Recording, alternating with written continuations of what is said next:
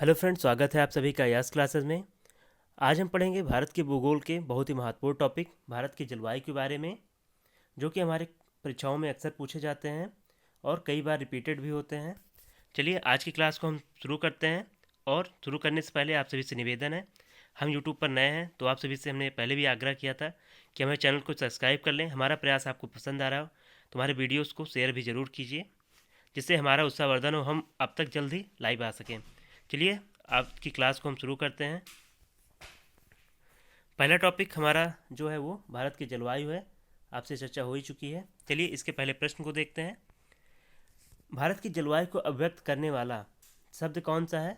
तो भारत की जलवायु को हम मानसून कहते हैं भारत की मानसून कैसी है। भारत का औसत धरातल तापमान कितना है? तो यहाँ के औसत धरातल तापमान जो है वो लगभग 22 डिग्री सेल्सियस है। और रूम टेम्परेचर अगर पूछा जाता है आपको साइंस में कितना होता है, तो हम 22 से 25 डिग्री उसको भी लगाते हैं। अक्सर 25 डिग्री होता है आंसर। भारत की जलवायु को प्रभावित करने वाले कारक कौन कौन से हैं? तो भारत की जलवायु को कई कारक प्रभावित करते हैं, जैसे कि भारत की स्थिति क्या है अक्षांशों में, उसकी ऊंचाई क्या है समुद्र तल से, तथा यहाँ का वायु दाब तथा पवन संबंधी कारक कैसे हैं, ये सब निर्भर करते हैं किसी देश की जलवायु को निश्चित करने में। शीत ऋतु कब से कब तक होती है? तो जनवरी से मध्य मार्च तक जो है वो शीत ऋतु होती है भारत में। ग्रीष्म ऋतु कब से कब तक होती है?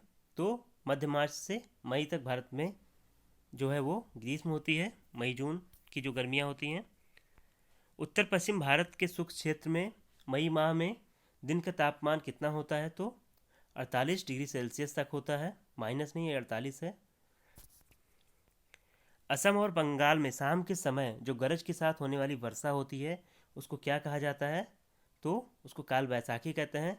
बैसाखी से आप इसमें पंजाब में मत जाइएगा। काल बैसाखी ये असम और बंगाल में होने वाले तूफान को कहते हैं।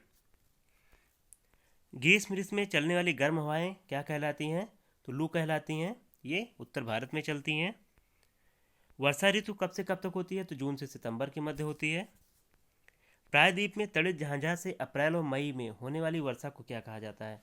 प्रायद्वीपीय भारत में जो गरजने के साथ साथ तेज बारिश होती है उसको आम्रवृष्टि कहते हैं। इसका आम्रवृष्टि नाम क्यों पड़ा? क्योंकि इसी बारिश के होने से वहाँ के आम पकते हैं। काल बैसाखी को किस अन्य नाम से भी जाना जाता है? काल बैसाखी कहाँ का है? हमने आपको बताया असम तथा बंगाल का। तो इसको नार्वेस्टर कहते हैं। नार्वेस्टर काफ़ी इंपॉर्टेंट फैक्ट है, याद रखिएगा। दक्षिण पश्चिम मानसून जून को सर्वप्रथम कहाँ पहुँचता है?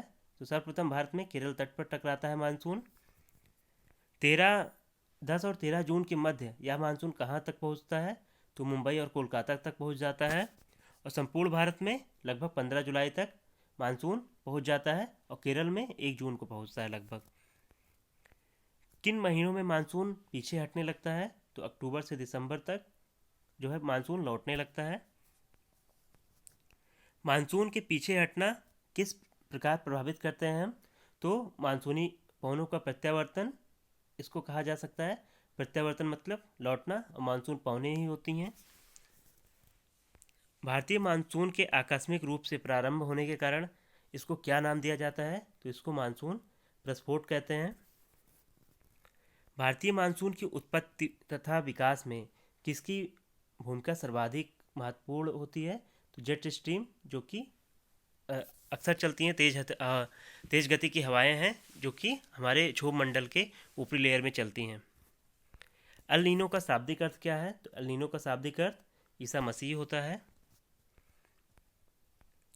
भारत में मानसून की लंबी अवधि के पूर्वानुमान के लिए किसका प्रयोग किया जाता है? तो एल नीनो धारा का ही प्रयोग किया जाता है। उसी से भविष्यवाणी लगाई जाती है कि भारत में कैसा मानसून रहेगा।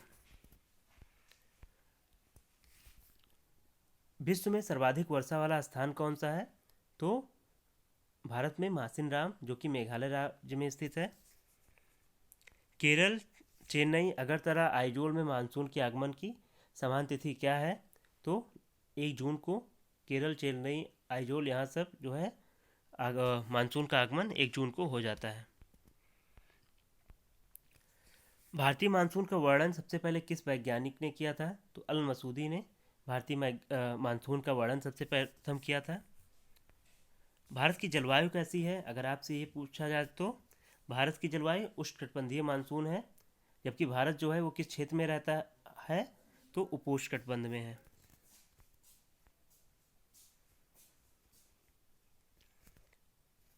भारत में सबसे अधिक वर्षा किस मानसून से होती है? दक्षिण पश्चिम मानसून, जो कि अरब सागर से उठता है। भारत के कोरोमंडल तट पर किस माह में सर्वाधिक वर्षा होती है? तो अक्टूबर से नवंबर माह में होती है। लौटता हुआ मानसून यहाँ पर वर्षा कराता है। भारत के किस राज्य में दक्षिण पश्चिम मानसून से वर्षा नहीं होती है? तो तमिलनाडु में वर्षा नहीं होती है, क्योंकि वो केरल तट से होता हुआ उत्तर भारत में आता है। दक्षिण पश्चिम मानसून किस राज्य में सबसे पहले प्रवेश करता है? तो केरल में। भारत के उत्तर पश्चिम भाग में शीतकालीन वर्षा किस कारण से होती है? तो इसका कारण होता है पश्चिमी विक्षोभ। भारत में सबसे अधिक वर्षा वाला स्थान मासिनराम, मेघालय। मासिनराम और चेरापूंजी में सबसे अधिक वर्षा होने का कारण क्या है? तो वहाँ की पहाड़ियों की कीप तरह की आकृतियाँ, वहाँ पे पहाड़ियाँ कौन कौन सी हैं? गारो खासी जयंतियाँ, उसकी जो आकृति है वो कीप जैसी है। भारत में शीतकालीन वर्षा कहाँ पर होती है शीतकाल में? तो तमिलनाडु और उड़ीसा में। वर्षा की सबसे अधिक विरलता कहाँ पाई जाती है? सबसे कम वर्षा मतलब है इसका कि सबसे अधिक विरलता कहाँ पाई जाती है? तो लेह में भारत में सबसे कम वर्षा होता है। यदि भारत के कर्क रेखा के स्थान पर विषुवत रेखा पर होती, यदि भारत कर्क रेखा के स्थान पर विषुवत रेखा में होता तो वहाँ की जलवायु कैसी होती हमारे यहाँ की? तो जैसे विषुवत रेखा के पास की जलवायु है वैसी होती। अधिक ताप और अधिक वर्षा मैग्रोवन हमारे यहाँ भी पाए जाते हैं। भारत में औसतन वर्षा कितनी होती है? तो 118 सेंटीमीटर होती है। मानसूनी जलवायु की विशेषता क्या होती है? तो मानसूनी जलवायु की विशेषता है वायु की दिशा में मौसमी परिवर्तन होता रहता है। भारत के किस क्षेत्र में 200 मिलीमीटर वर्षा होती है? जम्मू कश्मीर में। आम्र वर्षा क्या है? तो आम्र वर्षा मैंगो सावर हमने आपको बताया।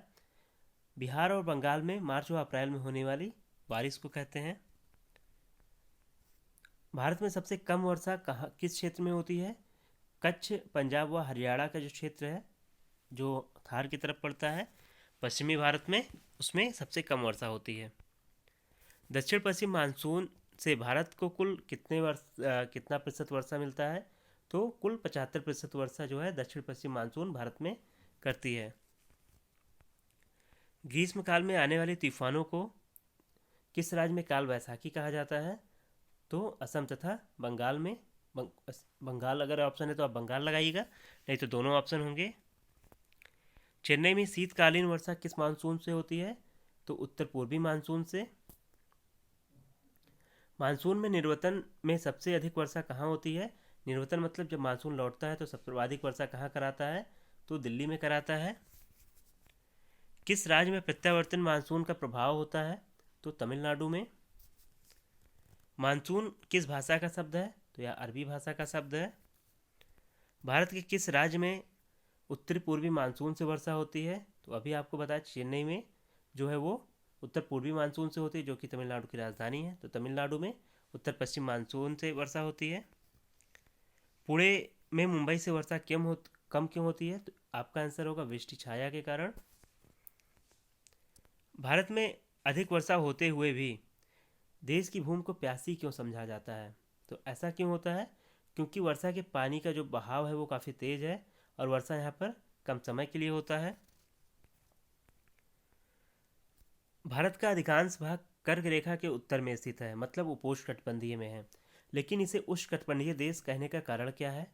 तो इसका कारण है देश की जलवायु का निर्धारण उष्णकटिबंधीय मानसून से होता है, क्योंकि जो साउथ का पार्ट है वो उष्णकटिबंधीय क्षेत्र में है, जबकि मध्य भारत हमारा कर्क रेखा बीच से गुजरती है। अरब सागर में आने वाले मानसून सबसे पहले किस राज्य में प्रवेश करता है? तो आपको हमने बताया केरल में।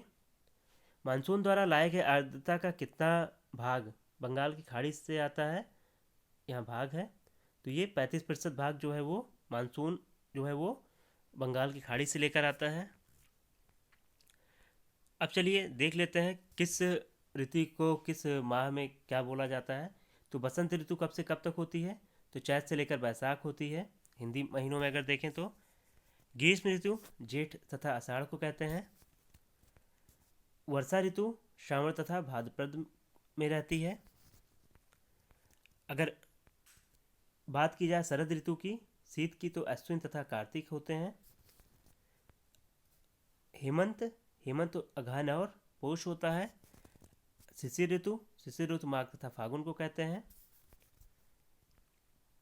अगर अंग्रेजी कैलेंडर में इसी को कन्वर्ट कर दें तो बसंत ऋतु हमारी मार्च से अप्रैल का महीना होता है। ग्रीष्म मई जून में रहता है। वर्षा ऋतु हमारी जुलाई तथा अगस्त में सर्वाधिक वर्षा होती है। शरद ऋतु सितंबर तथा अक्टूबर। हेमंत नवंबर दिसंबर तथा शिशिर मतलब सर्वाधिक ठंडी जनवरी और फरवरी। आपको हमारी क्लास कैसी लगी कमेंट बॉक्स में ज़रूर बताएं तथा जिन्होंने हमारे चैनल को भी सब्सक्राइब नहीं किया है वो कर लें। आप सभी का धन्यवाद। अगले टॉपिक कल सुबह फिर से हम 7:30 बजे उपलब्ध होंगे आपके पास। आप सभी लोग बेल आइकन जरूर दबा लीजिए जिससे कि हमारी वीडियोज़ आप तक बिना बाधा के पहुंचते रहें।